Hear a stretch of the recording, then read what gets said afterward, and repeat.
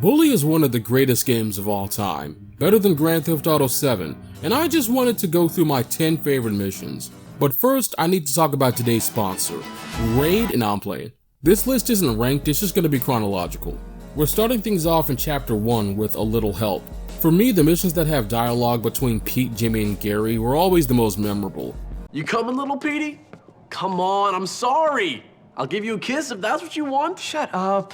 Gary convinces them to go mess with this hobo who lives next to the school. Is he a hobo? Does this shed count as a domicile? Whatever, it's a weird setup. Let's leave this guy to his welfare payments. Come on, let's get out of here. Just get out of here, kid. Why should I? Because otherwise I'll kill you. The old man admires Jimmy's chutzpah and teaches him a fighting move in exchange for a radio transistor, the first of 6 scattered around the map. Hey, looks like you... that's enough for now. Next is Halloween. Basically, you run around accepting prank requests from random kids, egging other students, setting off fireworks, hitting them with stink bombs, just effing people up for no reason. It's pretty fun. The prefects aren't around during this mission, with Gary mentioning they're at some party, but just like during regular gameplay, they do appear if you hit a little kid or a girl. Can't let you just go hog wild out here.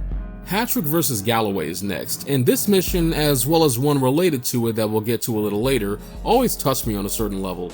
See, Hattrick and Galloway are the math and English teachers respectively, and Mr. Galloway has a pretty serious drinking problem, which Mr. Hattrick vows to get him sacked for.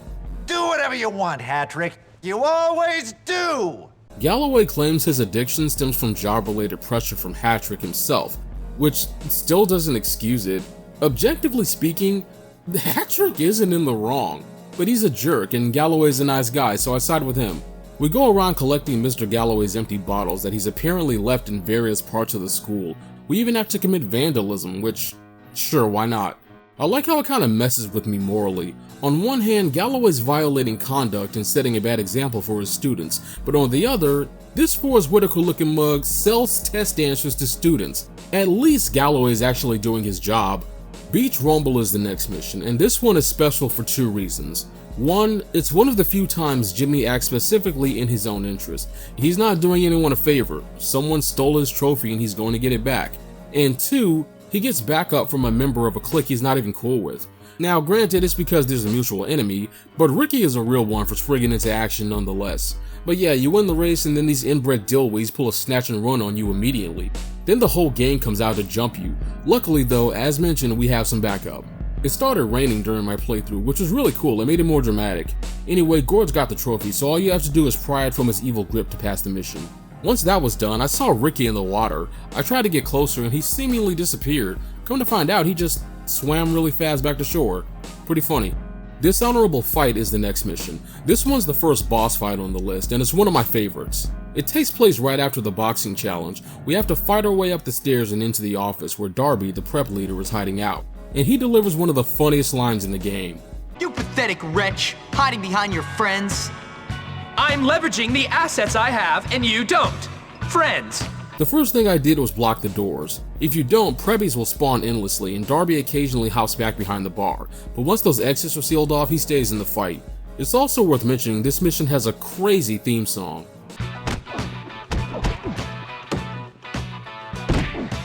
Anyway, once you beat him, you gain complete respect from the prep faction. Now you girls, learn to play nice, you understand?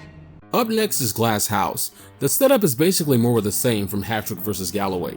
He's trying to get me fired.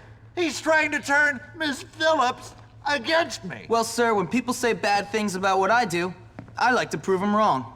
This time, we hitch onto Mr. Hattrick's car and follow him all the way to his house, and he somehow never notices. Once there, we gotta run around and break a bunch of his stuff.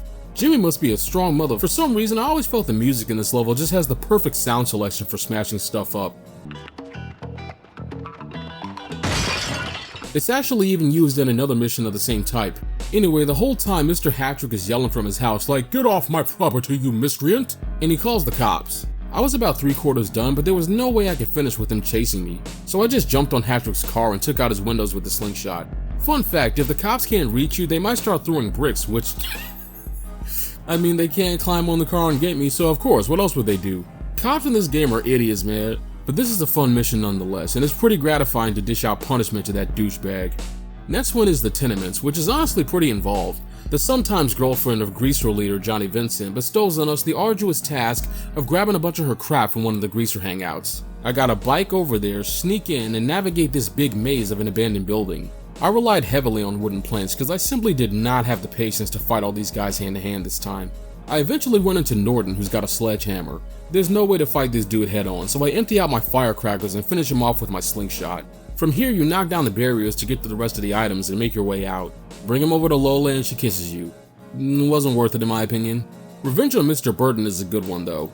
What are you looking at? Nothing. Well, it looks like you're looking at me, scumbag. Like I said, nothing. Oh, come on, I don't want to fight you.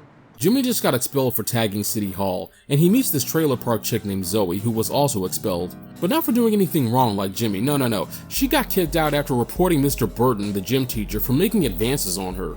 I beg your pardon? And that's not all, he previously sent Jimmy to collect the girls' dirty laundry so he could beat his armor Vienna sausage over it. Who knows what else type of disgusting crap he's done to other students. So we hatch a plan to dish out our own justice. During his morning jog, we destroy all the porta potties except the one on the hill, specifically so we can ram it over the wall with the tractor. This game is absurd and cartoonish in a lot of ways, but perverts like Burton actually exist, so I love the retribution here. The only bad thing about it is that he didn't die. The next mission is called Complete Mayhem, a very fitting title. Gary went behind the scenes to cause all-out chaos on the campus. Everyone is fighting everyone. It's totally out of control and I love it. No one even pays attention to Jimmy, they just want to beat the crap out of each other. Side note, I found one of the little kids walking around, which you usually don't see in this mission. Anyway, the objective is to take out the faction leaders one by one, as well as their lieutenants, I guess. The jocks are in the library, the greasers are in the girls' dorm for some reason, the nerds are in the gym, and the preps are in Harrington House as usual. Aside from the chaotic fun of it all, I really like that we're tying up loose ends. It's all very satisfying. There's one mission left, and it takes place right after Complete Mayhem. Final Showdown. This mission is legendary. We chase Gary up to the roof and he gives us an iconic villain speech. And everything about this setup is just awesome. As that boy Android 17 put it, "This thunderstorm is a perfect backdrop for your demise." First we have to get across these planks, and I can't help wondering how the heck did Gary get over there so fast? But whatever, he throws bricks at us the whole time because he's just okay with killing Jimmy apparently. Then we gotta climb ladders and dodge wheelbarrows full of cinder blocks. Like dude, we chase him up to the bell tower and he keeps talking smack while standing in front of the ledge. You're such a loser! Well, at least my mom doesn't make her living on her back! You're dead! All the brains and no self-preservation. I love and hate this character. Once we beat him, we crash through the roof of the principal's office. Fun fact, there's a theory that Jimmy didn't survive the fall and the post-game is actually purgatory, because people feel like the story just wrapped up a little too neatly. In reality though, the developers were facing heavy time restraints and were forced to cut a lot of stuff out to stay on schedule. In any event, those are my 10 favorite missions. Thank you for watching and let me know what yours are in the comments. I'm not even